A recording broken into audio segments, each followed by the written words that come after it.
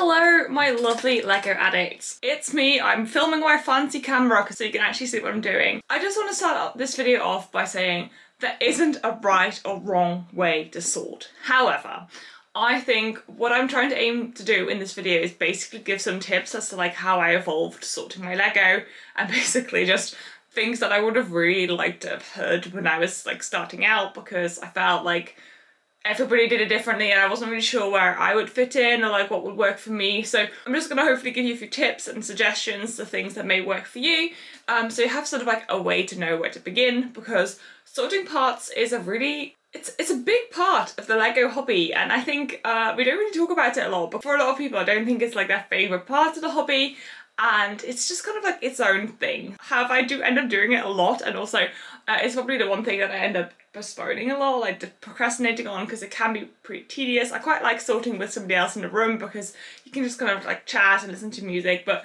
on my own I sometimes find it really tedious. I have to really be in the mood for it. What I also find is if you don't sort your parts, basically they don't exist, because if you can't find a part when you need it, you're gonna probably order it because it's easier, even though you may have it in the stashes unsorted. So it's an open secret that I have a huge backlog of things I needed to sort. Now I have finished the medieval mock, there's actually even more. Luckily I have already started to tackle it and it's starting to look a little bit less intimidating, but because I have to do quite a lot of sorting anyway, I thought, you know what, I'm just gonna like show you what I'm doing. So I'm just gonna walk you through it as we go, and then hopefully you can pick up some tips. Alright, so first of all, I have been sorting for a little while. So this is my bin of shame. So this is full of parts that I have not sorted, that are basically from mocks, from sets I've broken apart, all kinds of stuff, and they all just really need to find a better home. So there is that. But then also these two above it are basically half sorted parts, because I tend to sort them in rough categories before I sort them into my parts bin. So let's take all of this out. So that's me set up. That's the parts that I need to sort. This is the tray that I put the stuff in so I can do it bit by bit, because just taking it out of that box I found really demotivating because it doesn't feel like it's making a difference. So I tend to get a smaller container where I can properly rummage around in. It's gonna do a handful or two at a time. Then here are all my rough categories. So these categories here that I'm rough sorting my parts into are making sense to my brain. So the system that I've got here is plates. These are just any kind of plates. Huge elements, plant elements, bricks, any kind of arch or slope or anything like that. Anything round, anything sort of like modified, like brackets and, you know, things like that. Anything 1x1, anything Technic. This is all tiles, and this is all miscellaneous, so minifigure bits and accessories and stuff. Alright, so some of these bins are quite full, but I'm just going to sort a little bit. So I've got my empty bin here. I need a tiny little bit more space. Always worried I'm going to chuck stuff off, because that has definitely happened before. So we're just going to grab like a handful of stuff from here.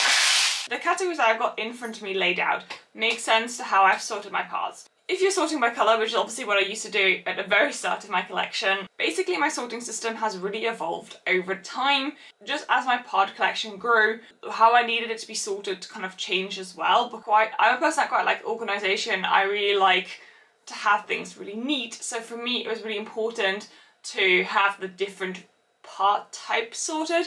But initially, when I didn't have that many of them, I may have like a similar type. So like all the round pieces may have been in one pot, and like all the bricks may have been in one pot, because I just didn't have very many. But as your parts collection grows, you find that like it's starting to get harder and harder to find individual elements. So at that point, you're gonna go and start, okay, so I have too many of these that don't fit in my container, or I have too many of these and I now can't find smaller items. I need to split these out. And really it makes mocking much more easy. It's making doing rebrickable models much easier. But I'm very much in favour of sorting by part type, because that works for my brain. It's completely up to you. You can do what you want. I think you'll probably know best what works in your brain, and you'll kind of develop your own system as you're sorting as well, because really the best way to test if your sorting system works is by just needing to find something in it. And if that's easy enough, then you've done a good job. If you can't find it, that's annoying. There is something to be said for not sorting by part type, because if you sort in a sort of more rough way or by colour, sometimes you may be looking for a specific element for a mock, but come across like some other ones which spark new ideas. There is huge ways to do it. I know some builders have like a really nicely categorized like part system that they sort everything into, but they have one bin of just like an interesting elements bin where they kind of go through and see if they can come up with ideas, because going through random cool parts can be a really good way to spark ideas for mocks. So let me just do a little bit of sorting.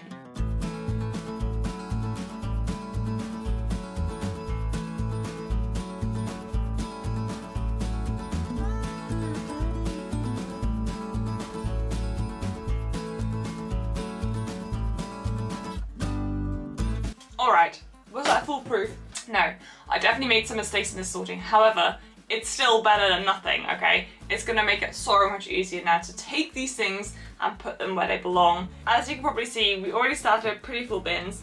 It's definitely time to actually sort them into some of the places where they need to go, because otherwise I'm running out of space.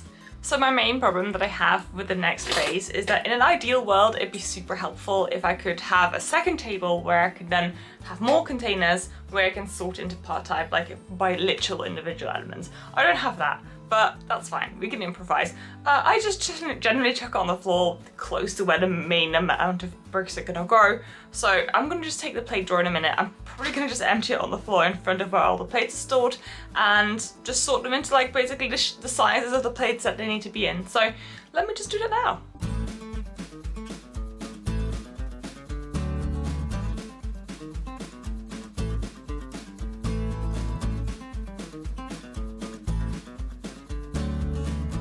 So that is now sorted in sort of rough categories. I've taken all the 2x2 somethings out, and then I've got all the smaller categories.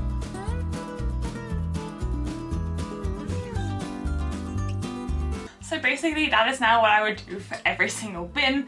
It's going to take forever, but then I can actually find these parts again so I can use them in mocks because I know where they are. I just wanted to address a few things that everybody comes across when they're sorting parts. So let's just call this like the miscellaneous section. First of all, you find parts that are huge that don't fit in any of your containers. I have a big bin of just large elements. Because they're huge, it's quite easy to find them even if they're mixed with like any kind of purpose, so it doesn't really matter, and I just needed a place to put like the big stuff that doesn't fit in any of my containers and would take up a huge amount of space. So that's kind of the way I deal with those. And secondly, Lego does a lot of different elements, and there are a lot of times where you maybe have one or two of one element and not anymore, so it doesn't really make sense to put them in their own categories. So I tend to lump them together when they're sort of like a similar size or a similar function or look similar, just sort of that makes sense. Like if you're then coming across that in a mock or you need that part, you know, I have like a miscellaneous drawer of like things that are similar to this size. I will check if I have one of those specifically.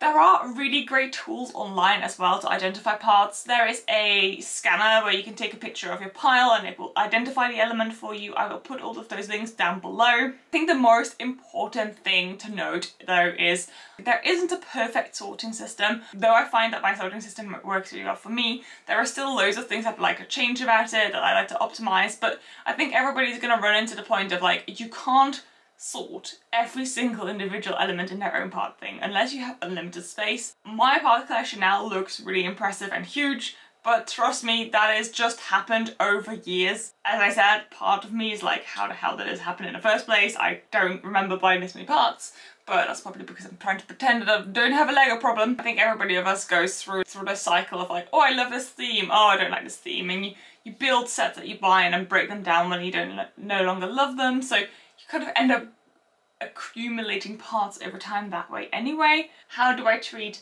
decorated tiles or like sort of like fancier with a print or a sticker? So I have a separate box for them that is just printed parts. I really like this box because it works for me when I'm working on mocks or have no idea for a mock.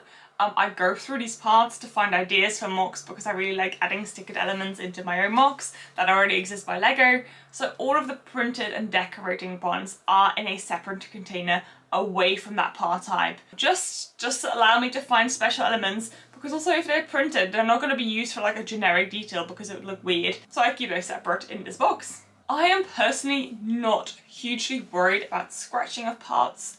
It's Lego, it's a toy.